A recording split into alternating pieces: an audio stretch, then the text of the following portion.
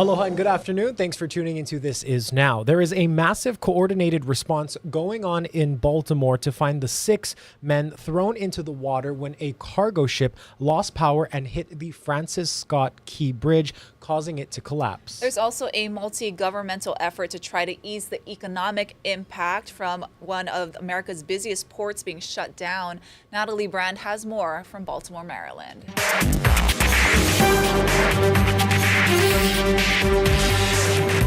A dangerous and intense recovery effort continues to locate the construction workers who were on the Francis Scott Key Bridge at the time of its collapse.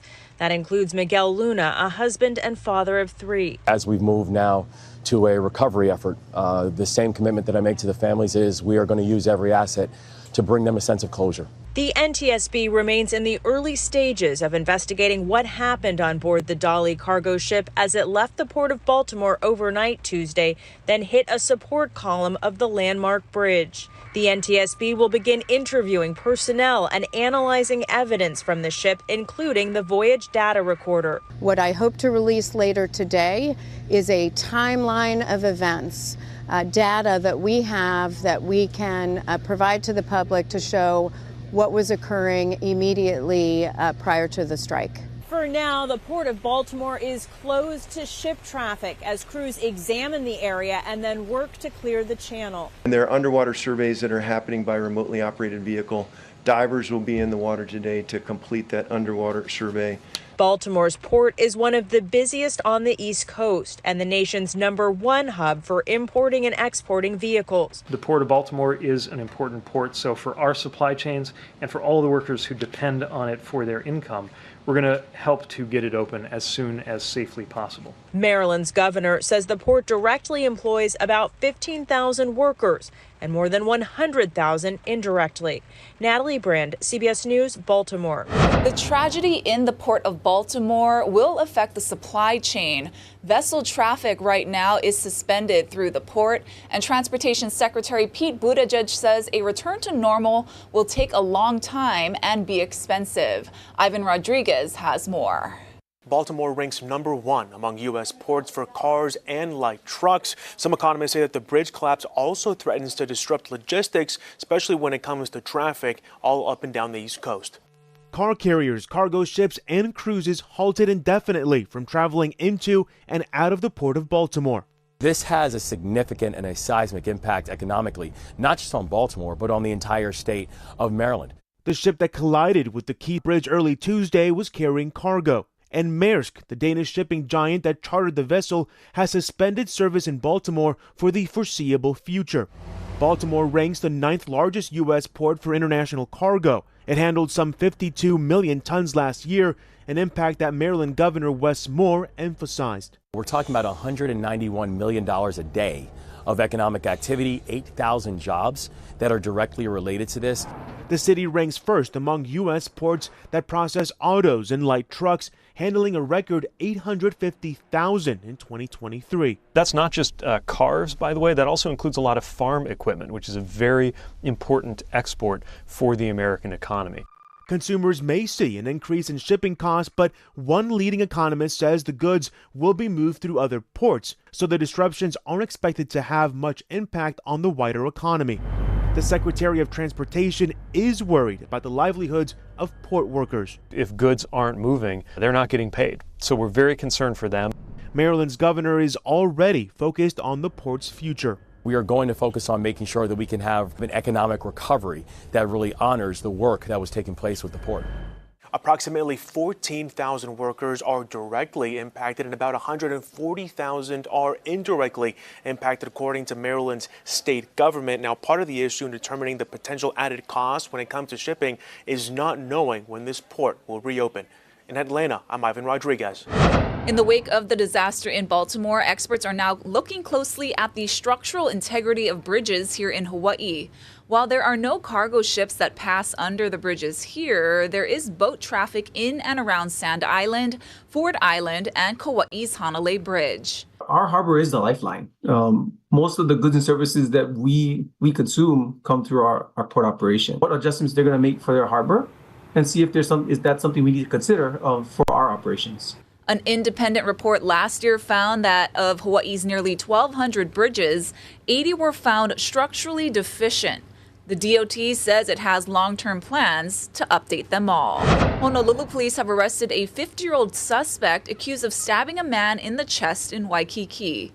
It happened on Tusitala Street. We're told the 59-year-old victim was the suspect's resident manager who asked him to turn his music down before an argument ensued. The victim was rushed to the hospital at around 2:45 this morning, and we're told he was stabbed more than a dozen times with a dagger.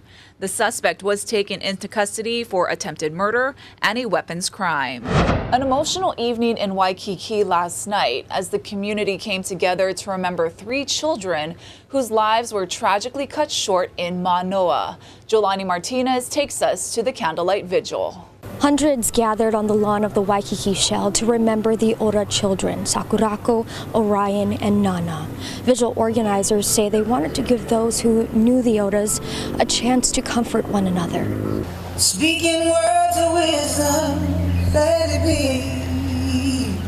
We stand united in grief, but also in the strength of our community. Classmates, friends, teammates, and teachers paid tribute to the Ora children.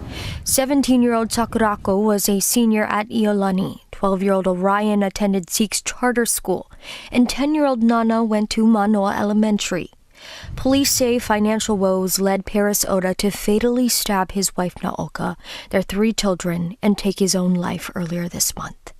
More than 2 weeks later, many are still in disbelief. I don't want to believe it happened. Matilda Thomasese played on the same soccer team with Nana. I'll be in a good mood, then something like a soccer field will trigger me, and then I start crying again. Jamie Kupek's children also played with the 2 youngest Odas, and Paris was their family chiropractor. Been in tears for weeks. I'm still in tears now. The boy, I played soccer with him. We kicked the ball. He was just so polite. They were well behaved. No one's seen it coming. Tonight's vigil, organized by the kids' schools, was a collective effort from across the island. The city offered the space, EMS donated their services, police volunteered their time, Watanabe Floral donated carnations, and Ben Franklin's donated tea lights. When people come together as a community to grieve, it can often help them to express themselves individually. I think it was beautiful. Look how many people showed out. Look how many people who believed, even people probably who didn't know the family were here, just because of a father and mothers who can't believe that this actually could have happened. Jolani Martinez, Hawaii News Now. Now to a story out of Hawaii Island, which involves anger, accusations, and legal suits that are now flaring up. A construction company built a $500,000 house on the wrong lot, and the lot owner doesn't want the house and has endured a number of problems like higher taxes and squatters because of this. And now she's being sued over someone else's mistakes. Daryl Huff has the details. It's being called a $500,000 mistake, a 3-bedroom, 2-bath house on a 1-acre lot in Puna's Hawaiian Paradise Park. And it could cost a lot of people a lot more than that as they head to court to sort it out. In 2018, when she took this video, Ann Reynolds thought she'd found the perfect, serene 1-acre lot to host her meditative healing women's retreats because of the natural foliage and alignment of all the right spiritual and astronomical elements. I mean, there's a sacredness to it, and the one that I chose to buy, that had all the right qualities. The price was also right, available in a county tax auction for about $22,000. But while she waited in California through the pandemic for the right time to use it, this happened. The lot was bulldozed and a house rose on the property without her knowing about it until she got a call last year from a real estate broker who'd learned the mistake. And then he informed me, well, I just sold a house and it happens to be on your property. So we need to resolve this. And I'm like, what? I mean, are you kidding me? An attorney for the builder, PJ's Construction, said the developer, Kia'au Development Partnership, hired him to build about a dozen homes on properties the developers bought in the subdivision, where lots are identified by telephone poles. PJ's Construction said the developers didn't want to hire surveyors. See, there's a lot of fingers being pointed between the developer and the contractor and some subs. The unsellable house became a nightmare. A neighbor who requested privacy said squatters were immediately attracted to the brand new vacant house. Before they put the fence on this property, there were people coming already to this property, started, looking inside. When she visited and saw the bathrooms, Reynolds discovered they'd done more than just look. Both had poop. The hallway one had poop on the floor. And it was so disgusting. Along with the cost of fencing, she's also paying property taxes that went from a few hundred to several $1,000s. The developers tried to settle the issue, offering to swap her their lot right next door or sell her the house at a discount.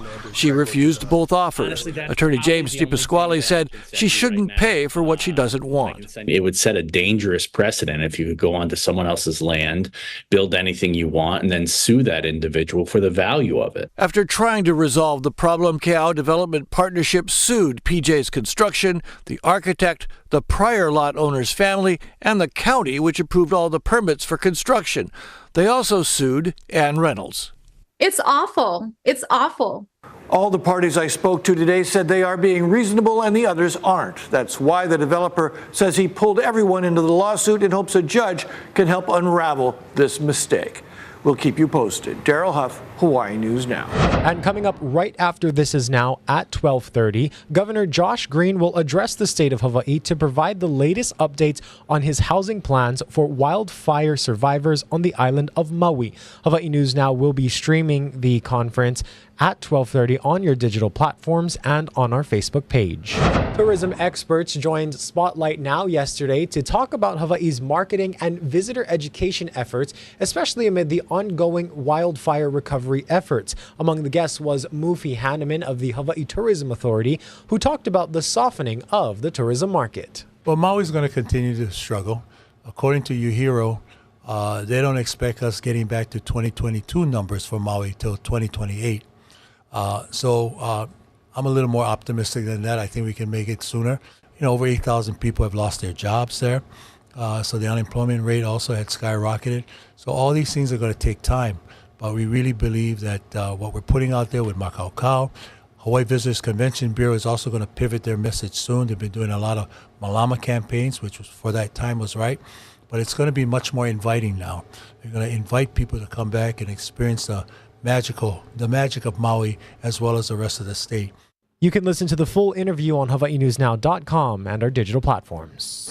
The Hawaii Women's Legislative Caucus will be building Easter baskets today, but they're not being filled with candies and sweets, but rather essential items for families in need. Our Casey Lund takes us to the state capitol. This is the 25th year that female lawmakers in both the House of Representatives here at the state capitol, as well as the state Senate, have come together in this bipartisan effort to build these Easter baskets for women and families that find themselves in a domestic violence situation. They're filled with household essentials and other items that those families may not have the time to pack or be able to safely do so in the heat of the moment to escape that abuse. And that's one of the reasons why this event is so beneficial for us. We run 3 domestic violence shelters, and like you said, quite often it's women and their children who've left with the clothes on their backs. So they come to our shelters or our facilities with almost nothing, and we supply them with whatever they need. So this is really helpful. It's not just for women and families suffering domestic abuse. The Salvation Army of Hawaii says they're also working to provide essentials for women who are transitioning from different situations. The families have such complex diversities and experiences that they come to our program, trauma, domestic violence, substance use, all of those things together. So their journey is going to be long, but for Family Treatment Services, that first step begins with a strong woman's decision to come forward and to be able to ask for some support. State lawmakers like Maui Senator Linda Coit say it's unfortunate that the need for this kind of support is here in Hawaii, but it's likely not going anywhere anytime soon, especially in the area she represents. The needs have increased. We on our side try to do whatever we can to work with these types of organizations to help get the necessities of individuals in need. So it has spiked, and we work as close as we can with the nonprofit. I took the time over the last couple of days just hand selecting these items that I feel, women would enjoy. These are women who have been, victims of trauma and abuse and have been exposed to harsh elements on the street. With the Women's Legislative Caucus, I've had the honor of helping to run this for the last 11 years. But what's so great is you get to see not only the Women's Legislative Caucus, but the entire House, the Senate, all the staff, everybody comes together to help 5 different organizations. It's really grown over the years. If you or someone you know needs help, of course, if it's an emergency, call 911. You can also reach out to the National Domestic Violence Center hotline. That number, 1-800-799-SAFE. We also have links to island-by-island resources here in Hawaii at hawaiinewsnow.com. Reporting at the state capitol, I'm Casey Lund. For now, we'll send things back into the studio. Thank you so much, Casey. Well, it is Wednesday, and that means it is time for our weekly crime roundup. Let's welcome back Sergeant Chris Kim of Honolulu CrimeStoppers. What do you have for us this week? Yeah, as far as the first case on Friday, March 15, 2024, at about 10:04 a.m., this male walked into the Iwalei Costco, selected various packages of meat, and then tried to leave the store without paying. When the employee tried to stop him, he physically assaulted the employee, then fled. He's been described as a mixed Asian Caucasian male in his late 30s, approximately 5 feet 8 inches tall, weighing 180 pounds. He had a light complexion, wearing a yellow long sleeve shirt, gray pants, and wearing a white UH hat. All right, and let's go to the next one. On Monday, March 18, 2024, at about 9:37 p.m., this unknown male entered the Aloha Island Mart, located over on 10th Avenue in the Kaimaki area, demanded money from the cashier, then brandished a machete. He then fled on this light blue-colored Pronto moped. He's been described as an unknown male, late teens, a skinny build, tan complexion, wearing a black long-sleeve hoodie, jeans, sandals, and a white face mask. He fled on a light blue-colored Pronto moped, and he was armed with a machete. And this one, let's talk about it for a second, is actually very terrifying. Good news is the cameras outside caught his face, but inside he was masked up there. So at least we have some visuals of the suspect's face in this case. And let's go to one more out of Waipahu. As far as this case, on Monday, March 11, 2024, at about 8:38 p.m., this male and female entered the Walmart in Waipahu over on Kupuohi Street, selected various merchandise, then exited the store through the fire exit doors without making payment for the items. They then fled in a white pickup truck driven by an unknown third party. Suspect number 1 is being described as unknown male in his 20s, medium build, short black hair, medium complexion. He's wearing a dark blue long sleeve shirt and white pants. Suspect number 2 is an unknown female in her 20s, thin build, long black hair, fair complexion. We're wearing a red tank top and blue denim pants and white shoes. All 3 cases we talked about can be seen over at the www.honolulup.org website, bottom left-hand corner on the wanted persons. Thank you so much. And if you have any tips on this, call CrimeStoppers at 955-8300 or use the P3 Tips mobile app. And really quickly, I know you folks have a fundraiser coming up tomorrow. It's already sold out, but tell us about it. Yeah, we're having our 15th annual Crimestoppers dinner gala. This year we'll be honoring the late retired HPD Chief John Donahue. Sold out event. Very happy about that. The people that are attending, thank you so much for supporting us. They can expect great food, great entertainment. We'll have my daughter dancing and performing. We'll also have a silent auction with all kinds of different great items. Awesome. Thank you so much for joining us, and we look forward to seeing some highlights from the event tomorrow. Most definitely. Thank you. Let's send things live outside now to a rather rainy Hilo Bay. It was sunny just minutes ago. It really was, but the showers have rolled in. It's, just Koua Kanilehua's ahead of Merrie Monarch, which is less than a week away. Stay with us after this short break. We'll have a look at some of the upcoming festivities.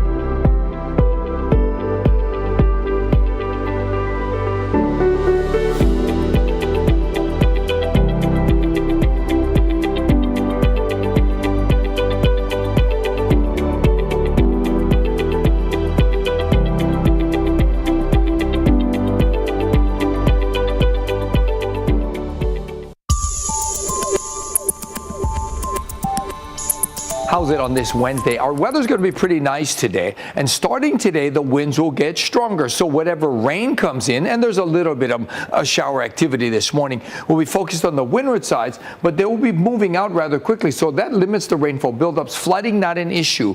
And so these winds are going to slowly get stronger.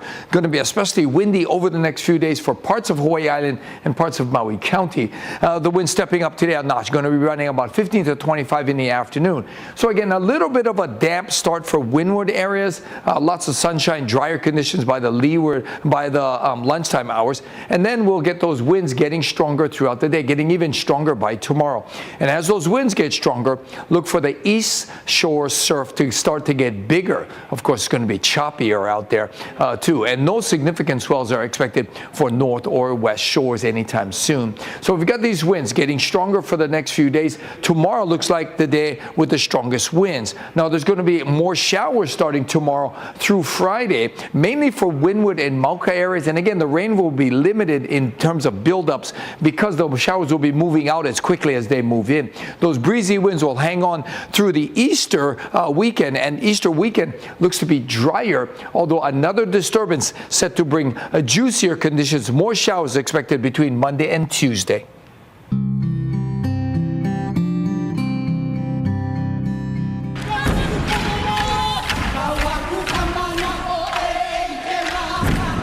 The Merrie Monarch Hula Festival has been voted #1 in the USA Today's 10 Best Reader's Choice Awards for cultural festivals across the nation.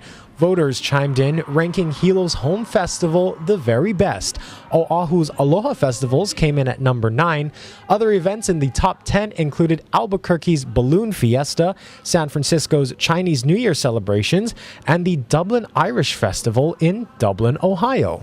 This year's Merrie Monarch Festival will honor the people of Maui and 4 halau from the Valley Isle. Mahealani Richardson has more. Well, this year's Merrie Monarch Festival will honor the people of Maui, and there's also monetary support going to wildfire relief. Now's a pupule time for me, but pupule is normal at this time. So many things that have to be done. 83-year-old Merrie Monarch Festival President Luana Kavelu seems to handle the crazy week before the hula competition with grace.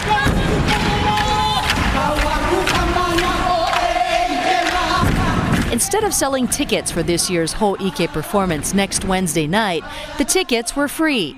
Kavelu hopes people will use that money to donate to Maui wildfire relief. If you want to donate for them, you can.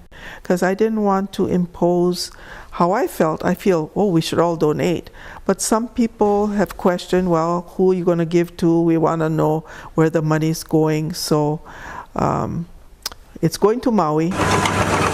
Everyone on Maui has somehow been impacted by the wildfires nearly 8 months ago.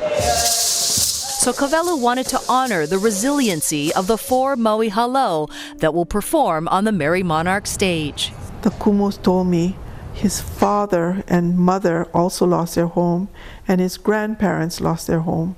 So that's 3 generations that lost, but they still have the passion to dance, to share their hula with the world. You know, it just shows the resilience of those people on Maui. They're going to make it. Yeah, they're going to make it because they're strong. For practitioners, hula is a part of family and a community.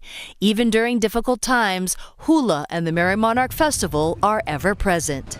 I think these kumu are so passionate in their belief in the culture and the traditions of hula that it's a special time for them. They want to come and showcase their hula to the world.